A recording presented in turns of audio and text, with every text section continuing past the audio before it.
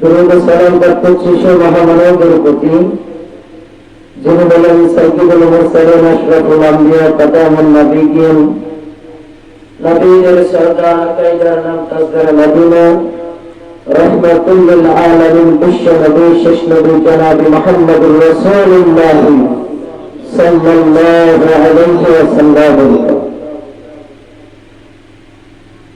দিনী মজলিস আসলে অন্তরে অনেক কষ্ট।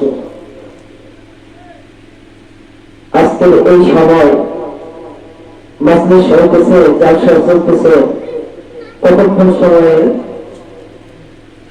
এটা কি কালকে হবে নাকি? এই মাহফিল কালকে পাবেন? অল্প কিছুক্ষণ সময় হওয়ার পরেই এই মজলিস বন্ধ হয়ে যাবে, শেষ হয়ে যাবে। হতে পারে এই মজলিসটা আমার আপনার জীবনের শেষ মজলিস, হতে পারে কিনা? অথচ এখনো পর্যন্ত রাস্তাঘাট দোকানপাটের মধ্যে মজলিসের লোক নাই, অথচ দোকানপাটের মধ্যে লোকের অভাব নেই। কথা ঠিক না ভাই? মজলিস শেষ হবে, আজকের চা কালকের তুলনায় কোন দোকানে পাওয়া যাবে। কথা ঠিক না?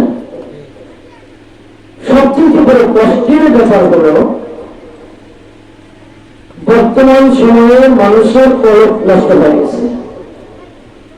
তাই ভালো করে কথা বলতেন, কি নষ্ট হয়েছে? পরখ নষ্ট হয়ে গেছে। প্রত্যেকটা মানুষের মাথার মধ্যে একটাই চিন্তা, এ হুজুরের বয়ান কত সুন্দর, প্রতি জমাতে বয়ান শুনে